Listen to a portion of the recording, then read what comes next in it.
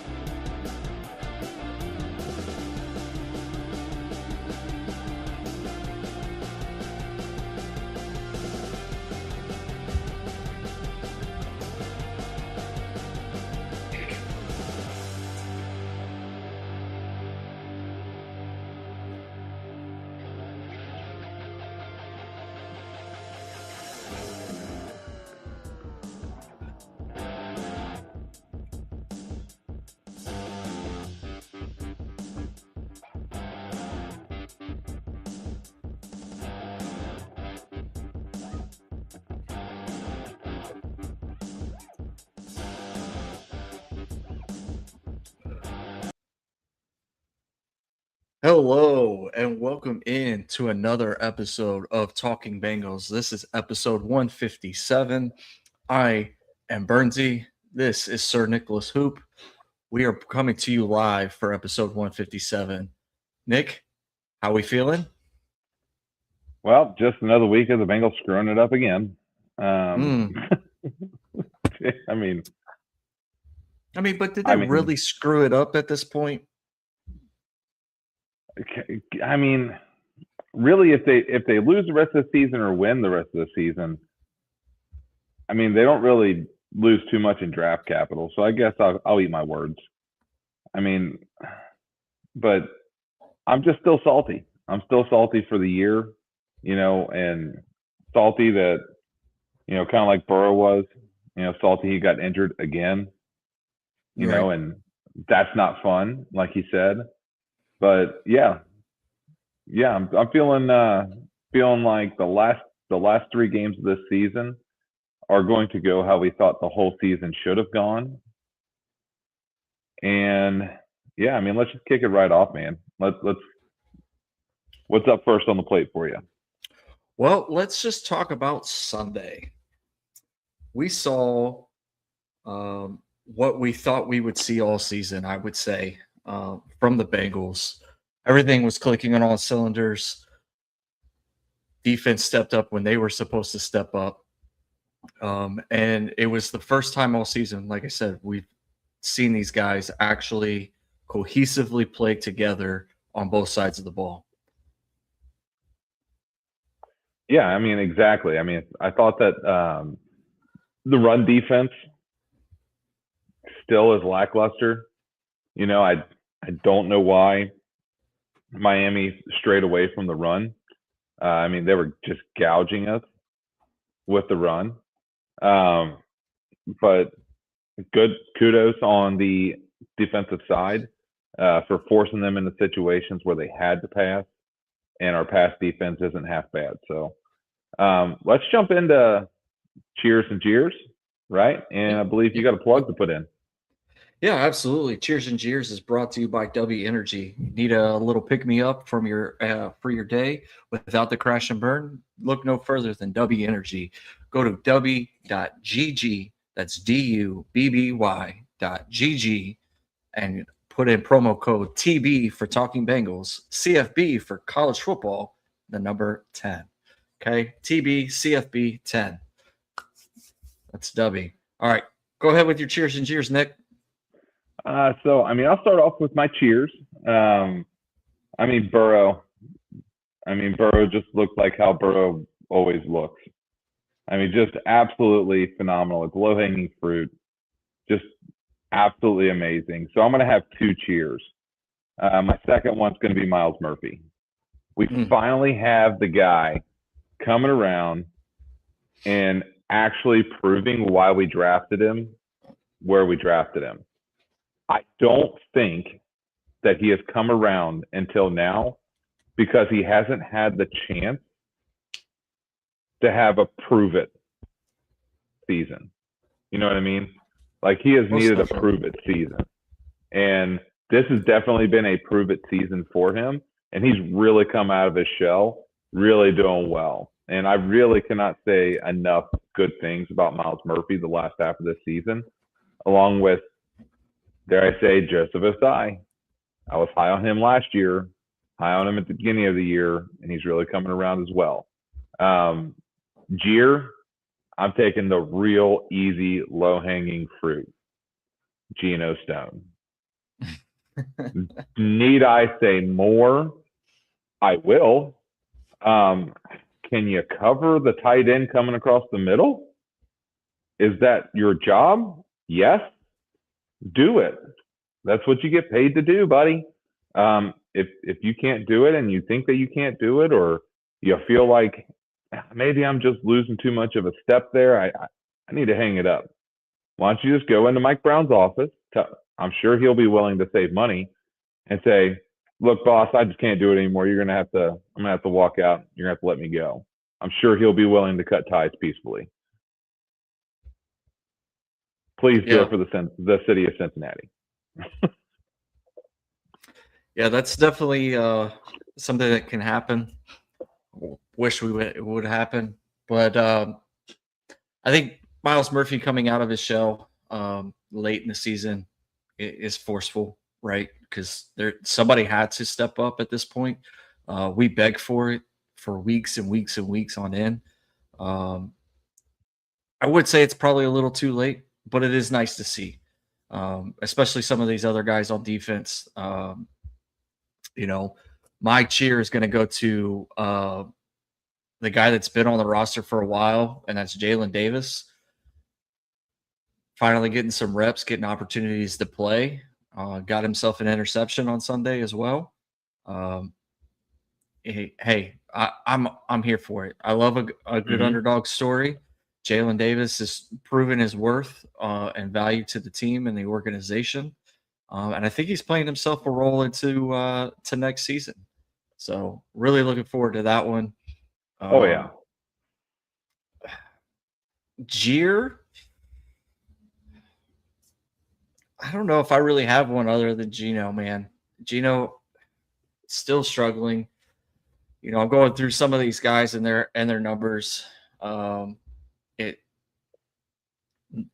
Nothing's really off the page, but Geno's got to figure something out.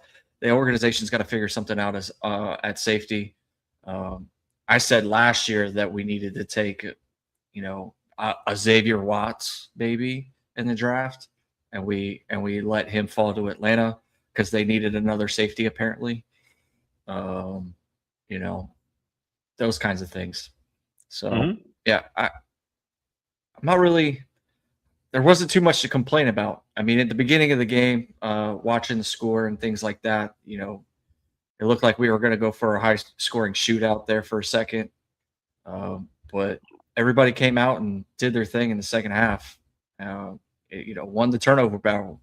That's one of the things Zach Taylor talks about week in and week out. We've got to win the turnover battle. We got to do the little things. Blah, blah, blah, blah. All the isms that we get from Zach Taylor week in and week out. So I'm happy.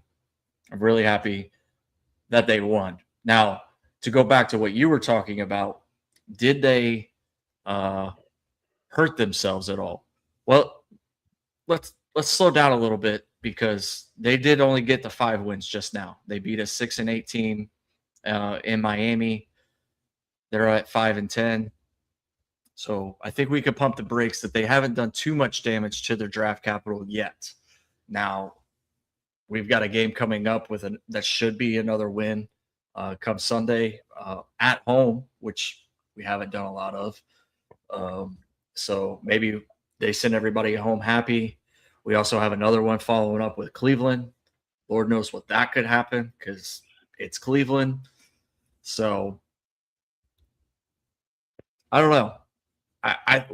So that we're at 5, so 7-10 end of the year if they do happen to win out.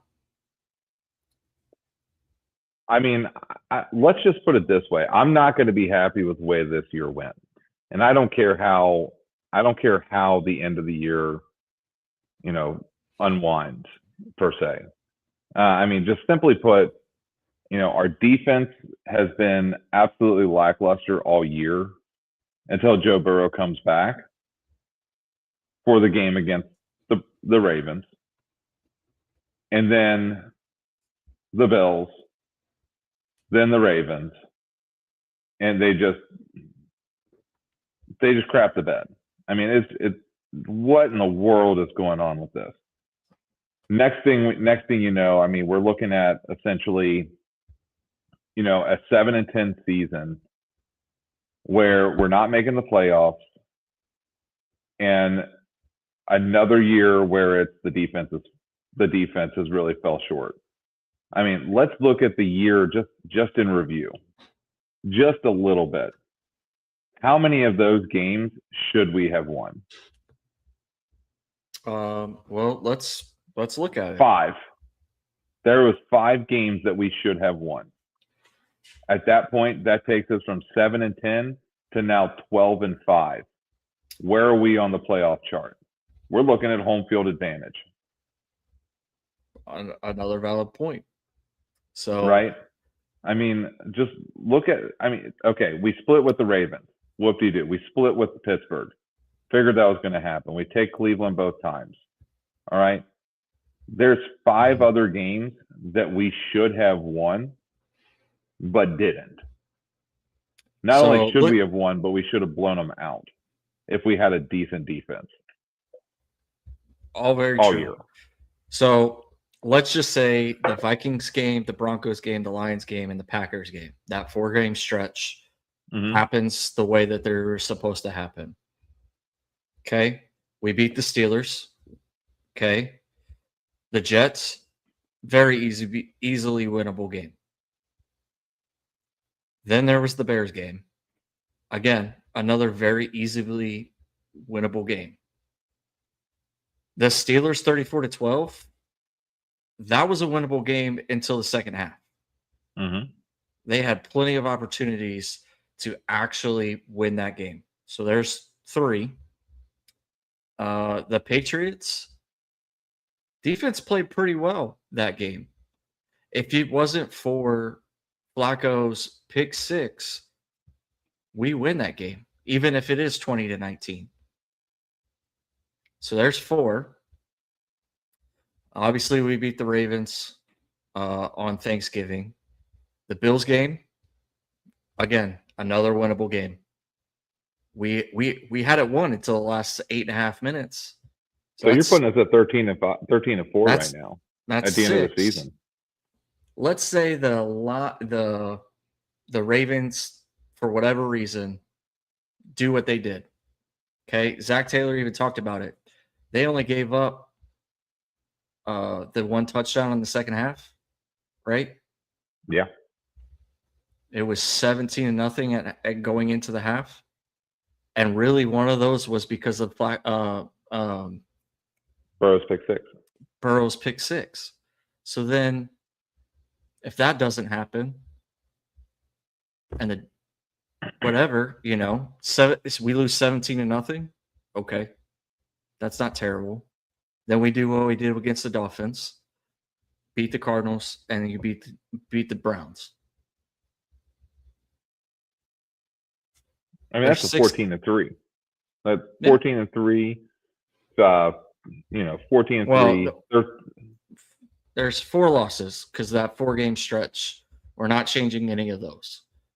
But after that 4-game stretch, starting with the Steelers win when we were going to totally redeem ourselves. Yeah, 1, 2, 3, 4, 5 more wins. Yeah. Like you said.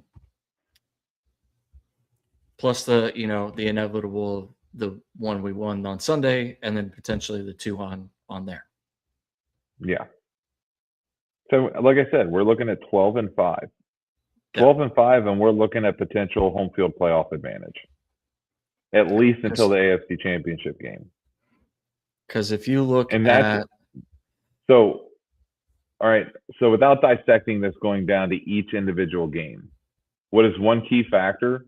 Well, we'll say two key factors that occurred throughout those 8-9 games that Burrow was not in. Okay, what are 9 key factors? Right, Burrow's not. All right, so easy one. Burrow's not there. Right. Second one, T. Higgins concussions. Right. Okay. So he's out a couple games from that. Mm-hmm. The biggest factor, Geno Stone in our defensive backfield not covering a tight end. Yeah. Because the Ravens exploited it. The Steelers exploited it. The Patriots exploited it. Literally every team that we lost to exploited the fact that we can't cover a tight end. Okay? So all right. So of those 3, what can we control? Right? Can't control Burrow getting hurt. Can't control T getting concussion. But we can control this one, right? Covering the tight end. Geno Stone, not Geno Stone, man. If put a rookie out there and just say, hey, tight end cannot go anywhere on the field without being covered by you. Just put a rookie out there and just be like, be white on rice. So you ready for this one? I'm surprised you didn't mention it. The inability to tackle anyone in open field. That was another key factor. It wasn't just covering the tight end by a safety or a linebacker. You're literally just OP field tackling. We couldn't do it. You're literally describing Geno Stone. It wasn't just Geno Stone.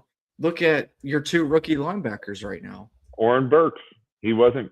Burks.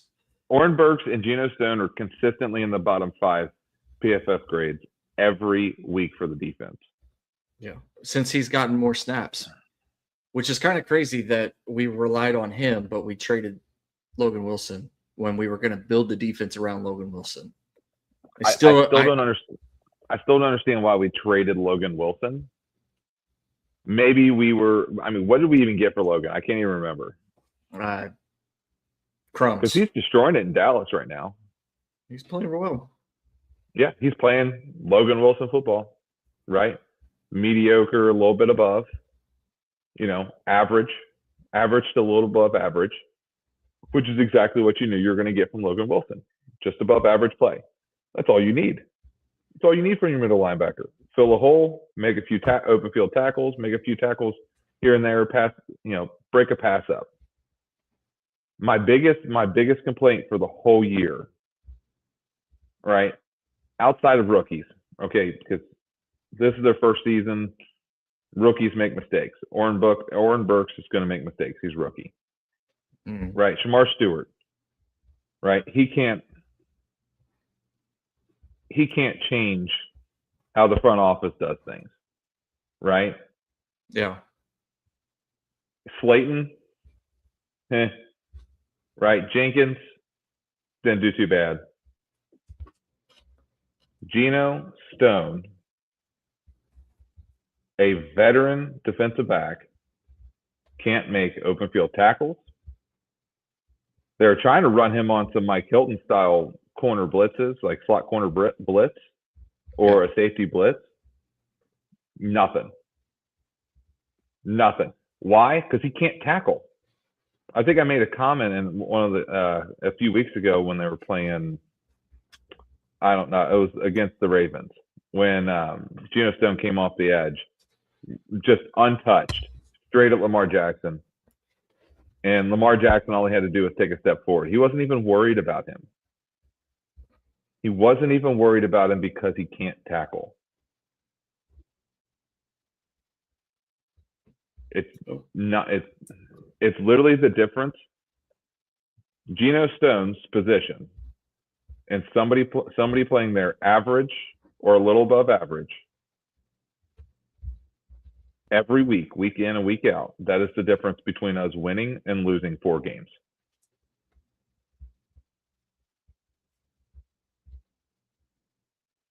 That's my opinion. No, I agree with your opinion. It is 100% correct. I was trying to see if I could pull back up and look at position. Oop. Unrestricted free agents, safeties for next year. You ready?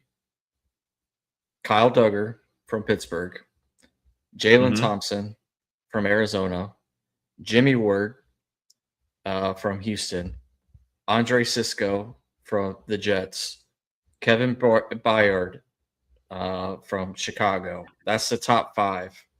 Donovan Wilson from Dallas, Harrison Smith, who's a little up there in age. He's 36. I don't know if I'd want to go that far into it. Let's see. Oh, Geno Stone's an unrestricted free agent next year, by the way. Alohi Gilman from Baltimore. He's the one that had the pick 6.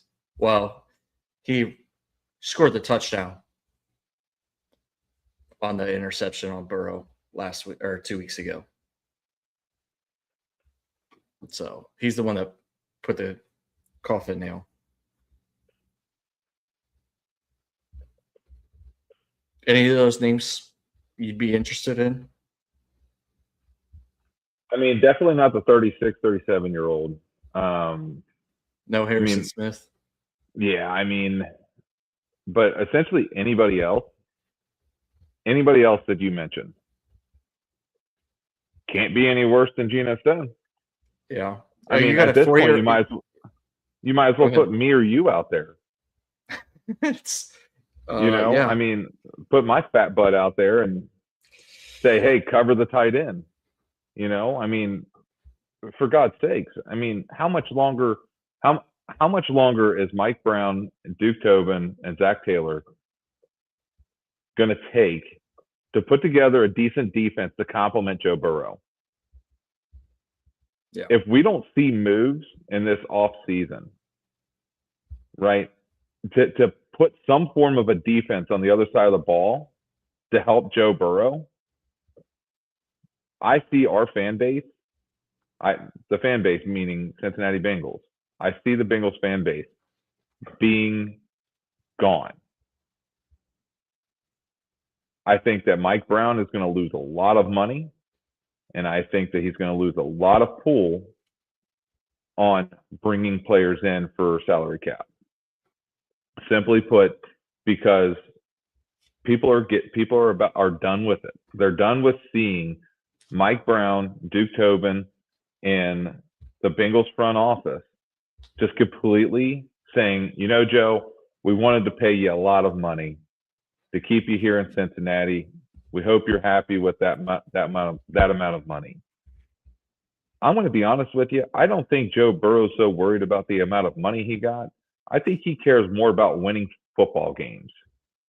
Because that's what I would be worried about. That's what I'd be worried about. Look at what his press conference he said after the game. He goes, I'm happy because we're winning. When I'm not playing football, I'm not happy. When I'm out injured and rehabbing, it's not fun. And now I'm having fun. So yeah, I'm here for that. So I scrolled down to some of these cheaper options that, between the 4 to 6 year mark on this unrestricted free agents at safety. You know who's up for grabs next year? Jesse Bates. DeMar Hamlin. No, $2 million. I'm not taking him. No? God bless him, and I hope he stays healthy, and I pray to God that everything works out well for that man. But I am not taking DeMar Hamlin if I have a choice. And I have a choice. That's fair. And no offense to him, but, go be a public speaker somewhere and go share your story about how God intervened on your behalf. Another one I see on here, Jalen Jones. He's a 4-year player. He's 28 years old. I'll take him. How about we pick up 3 of these guys on 1 year, $2 million contracts? Yeah, Julian Blackmon. Pans out. Julian Blackmon's in year 27 years old, year 6. let's really, like you said, I would take anybody on this list at this point that isn't, Geno Stone. Uh, there, I think a lot of these guys would enjoy being here and would probably fit. Maybe even Daniel Thomas, again, another 6-year vet, 27 years old. I'm good with that. I mean, essentially, what I'm saying is that I would be happy with picking up 4 of those guys on $2 million deals for 1 year, figuring out who pans out, and then cutting who doesn't, and then extending the ones who do.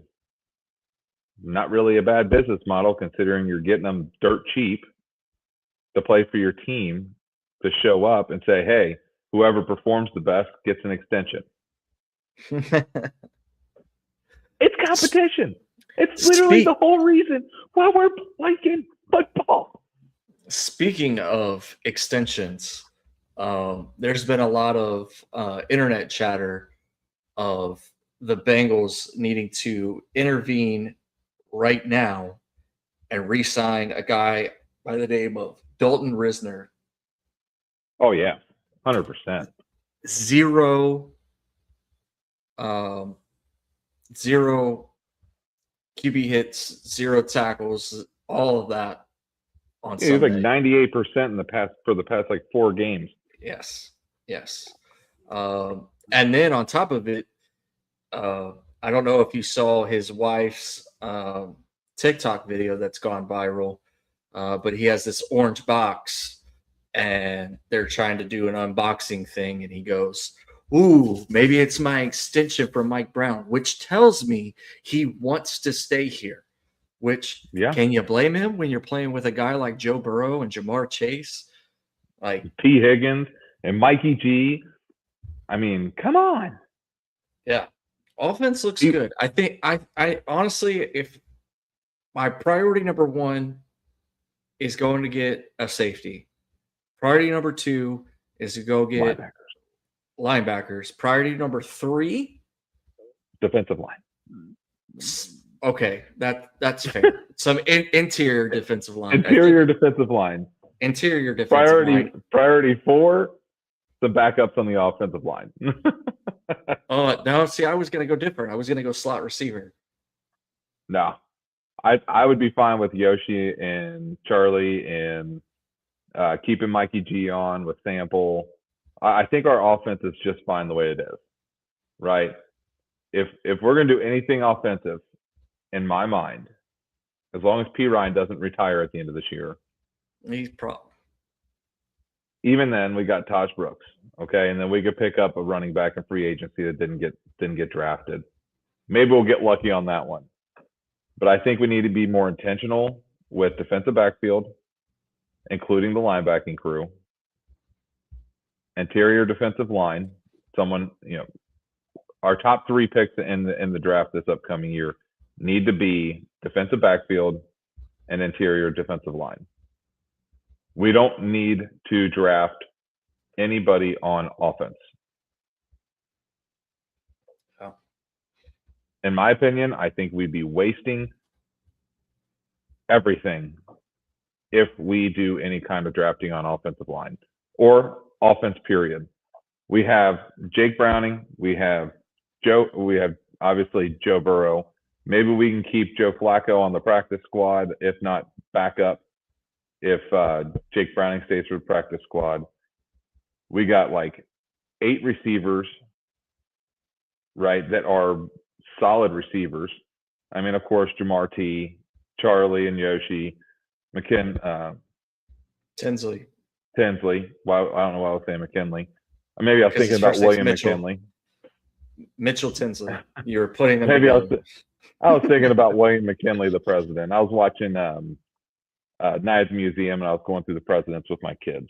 And then, I mean, you got Mikey G, you got Sample, you got Noah Fant, and you got all these receivers, right? You have offensive line.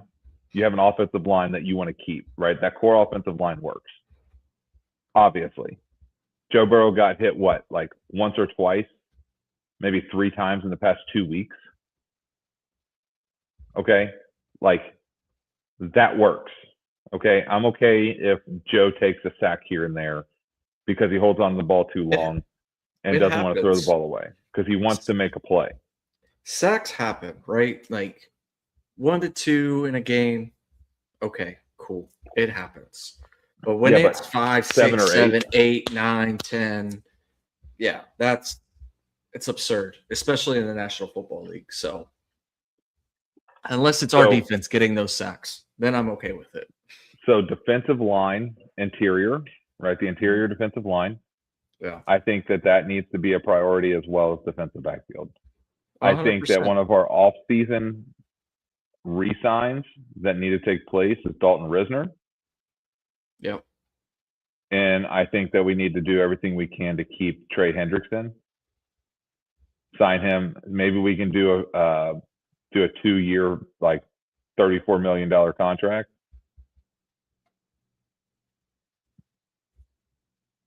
That way it doesn't keep us in the hole with him if he doesn't perform over the next 2 years. And it also pays him. Yeah, I'm curious to see where the Trey Hendricks stuff goes at this point. So I think you tag him personally, and you start with the tag first, and then you move to either a long-term deal, kind of like what we saw with T, or you tag and trade. You get, your OM 21 if the market doesn't jump up astronomically next year. But I think right now, I think the media market's like between 21 and $24 million. So, but it's up to him too. Like, what does he want to do? I think the writing's on the wall that he's gonna walk regardless unless we tag him. But I personally think he would, if we gave him a tag and he played on the tag and not a long-term deal, he's going to come out and do a prove it year to show that the injury was just an injury in 25 and 26. I'm back on track. And that I deserve to be paid with the top tier talent of my position. So, because I that's where I sit with it when it comes to Trey. Like, there was a lot of, ruffled feathers and bad feelings about how everything played out. Could he have, taken the injury sooner, later, whatever the case may be? But at the end of the day, I think I wanted to gut it out to see if I could play without surgery and wait till the off season. And it didn't work out that way. I'm not getting better. And now I have to opt for the surgery. And it just was terrible timing that it comes out right as we get eliminated from the playoffs. Yeah, and I tend to want to think the best. And I think that, I want that to be the case, honestly. But at the end of the day, right, I mean, he is a great edge rusher, right? He is. He's one of the league's best. And he's going to need to be paid as one of the league's best. And if the Bengals aren't going to be willing to pay him, at least trade him and get what he's worth. Yeah, absolutely. Trade him at the draft. Yeah. If you need to, and so you can either move up to one of the other teams. So you can go get a guy like Caleb Downs or Ruben Bain, who's right now on the draft boards as the 4th best edge rusher on the board. Obviously, Caleb Downs is Caleb Downs. Keldrick Falk from Auburn, another guy that's kind of in that area where they're supposed to be drafting right now. So I guess we'll just have to see where everything goes. Here's the thing with those mock drafts, bro. They say that these people are here and there. Those drafts are never accurate. No, I'm just looking at best available breakdowns overall. I'm not looking at anything else. Those are all speculations and everything. And really what I want to get into is The Bengals won 45-21. Right. Yeah. My score prediction was 35-3. Yours was 19-16. Josh was 24-3. So, and Casey was 1-0. The NFL owners win. So we're just going to scratch Casey because he obviously took the I don't know. He took the wrong way out. I'm just going to go ahead and say, I think I won. You were close. That's I for think sure. I won. Now, what I want to challenge is right. We have the Arizona Cardinals coming in to Paycor Stadium. Right, we're playing them at 1:00 this Sunday. Joe Burrow's in late season form, as we expected. What are the keys to the game for you? Replication and consistency. That's my key to the game. Can you be consistent on defense to do what you did this week, Thanksgiving, and then really the first half or the first 3 quarters of the Bills game? If you can do what you did in those 3 weeks, and really what you did against the Patriots as well, because they held the number 1 offense in the National Football League to 26 points, and really they held them to 19 points because the other 7 was the pick 6 to Flacco, like I was talking about earlier. So as long as they can do that and show the consistency there, I think that they win. As long as Joe Burrow continues to do his thing, continue to run the football, and the offensive line keeps them healthy, I think they can continue to win. And the title underneath my name tonight is Burrow Time in the City. That was very intentional on my part because Christmas time is coming up, right? Mm-hmm. For us, it's here in about 2 days, right? Tomorrow night's Christmas Eve. And Sunday is going to be a nice little Bengals Christmas present to all of its home field fans. What's going to happen is Burrow's going to come out and just drop some dimes, and Jamar Chase is going to go off. That's just going to happen, right? Then we have Chase Brown. Chase Brown has more total yards, right, in the last 5 or 6 games than any other Bengal has had in that span. Chase Brown is what we wanted him to be. Chase Brown is that guy. Pirine, as long as he's willing to stay and take that backup role the way that he's been doing it, I say we run it back next year with the same offense. Now, I think the key to the game is our defensive backfield being able to cover the tight end. If our defensive backfield can cover the tight end, I think that we win this game by so much. Like 45-3, so much. And I think that's going to definitely be my score prediction, 45-3 Bengals. And I think Joe Flacco is going to get an entire fourth quarter. And quite honestly, man, I mean, Arizona Cardinals this year are not a good football team. And the Bengals are way underperforming what they should be playing. So at the end of the day, I think we're going to see a huge Bengals win score-wise. And I think that the Bengals fans are leaving happy. That's a good way to look at it. So talking about Chase Brown, even with the loss to New England, the Baltimore game, he had another over 100 yards in that win. The Buffalo loss, 12 and 23. So that is 35 total yards from the line of scrimmage. Baltimore, 53 and 37. So again, under the 100 threshold. And then he was over the 100 threshold again last week, and we won. So I think as long as he's over 100 on his total yards from the line of scrimmage, I think that's a good key to success. As for what I believe will happen on Sunday, you said it was going to be what? 45 to 3? 45 to 3 Bengals. Oh my goodness gracious. So the spread right now is 7. Guess they don't give us a lot of.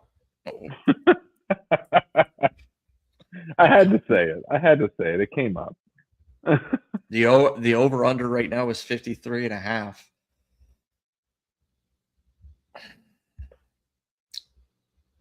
I don't know, man. I'm going to say I'm taking the Bengals. I'm just trying to look at and think of everything statistically at this point because they're down their 1 and 2 backs right now. They're on Jacoby Brissett, who's a decent quarterback. You know, he's been a journeyman across the league.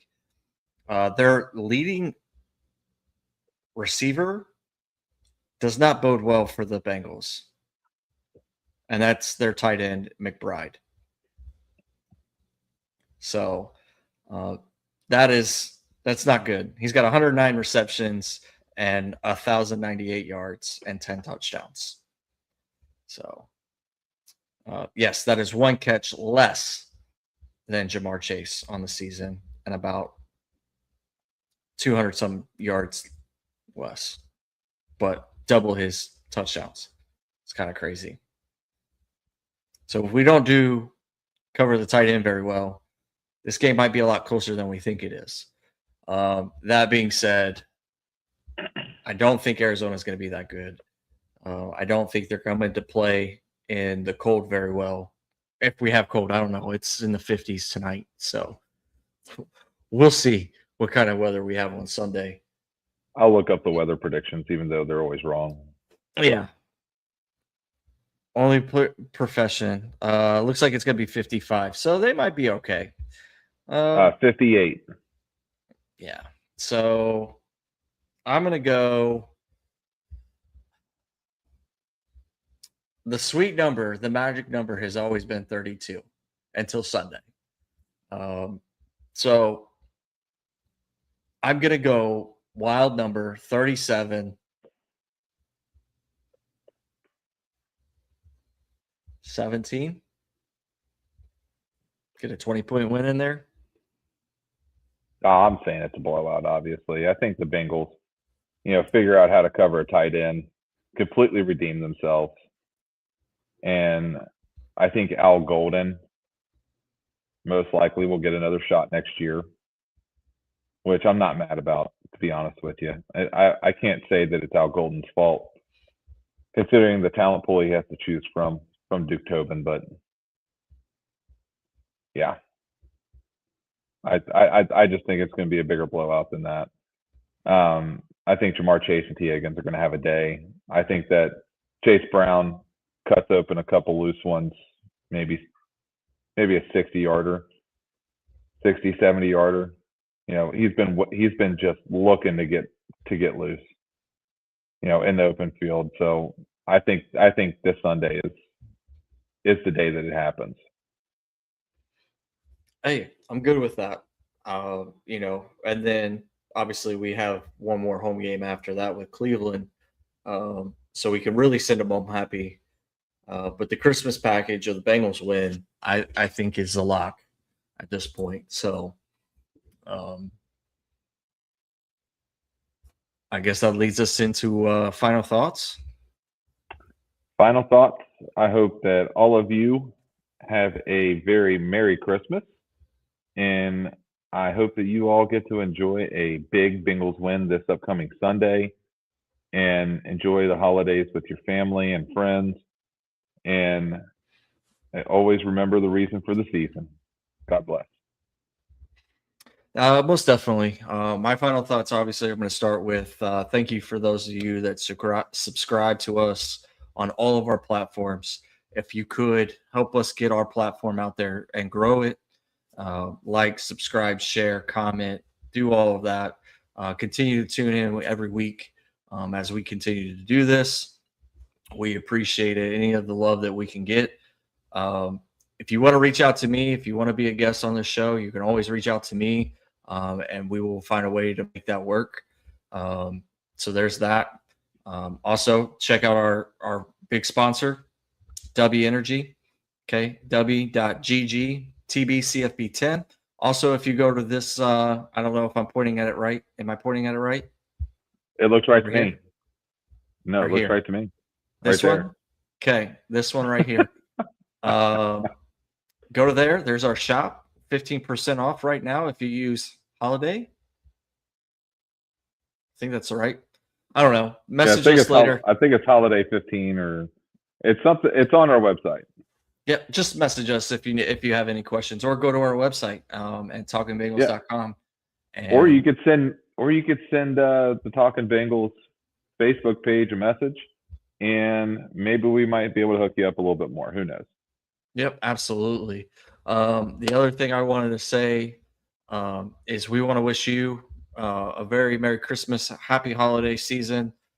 We have one more show before the new year, so I'm not going to wish you a Happy New Year yet.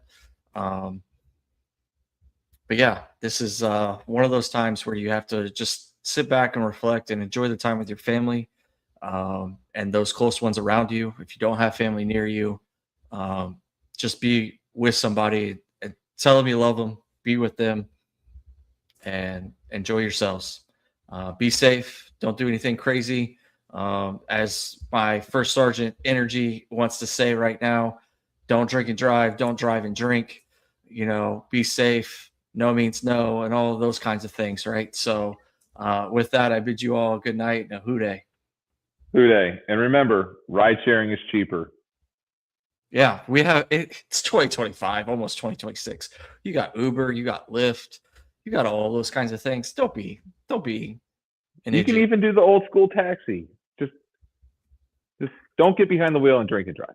Yeah, and if you need somebody, don't forget that you can always hit pound 988 if you're in a serious crisis. So pound 988. Okay. Okay, that's it. Hooday. Hooday.